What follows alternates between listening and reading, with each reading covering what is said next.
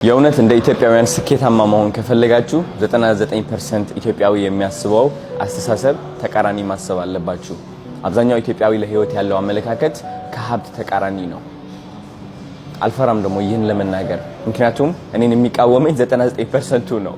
ከኔ ጋር የሚስማማው ደግሞ 1% ነው። ይህ ደግሞ አውቀዋለሁ እኔ ምንም አይመስለኝም። በግሩፕ ስለሆኑ እነሱ እኔ ተሳስቻለሁ ማለት አይደለም። ሐቁን ነው የምናገረው። ሁላችንም ይህ አስተሳሰብ ነው ያለን። ውርስ ነው ከመምህራኖቻችን የመጣ ውርስ፣ ከቤተሰቦቻችን የመጣ ውርስ፣ እንደ ውርስ ነው የተወራረስ ነው።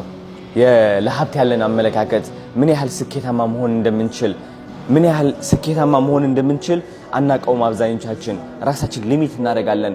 ራሳችን ከነጮች በታች እናያለን። ለምንድን ነው ከኢትዮጵያ ሁሉም ሰው ሲወጣ በነጮች ተቀጥሮ የሚሰራው እድሜ ልኩን? ለምን ብላችሁ አታስቡ? ለምን third world countries እንደዚህ ነው ፕሮግራም የተደረጉት።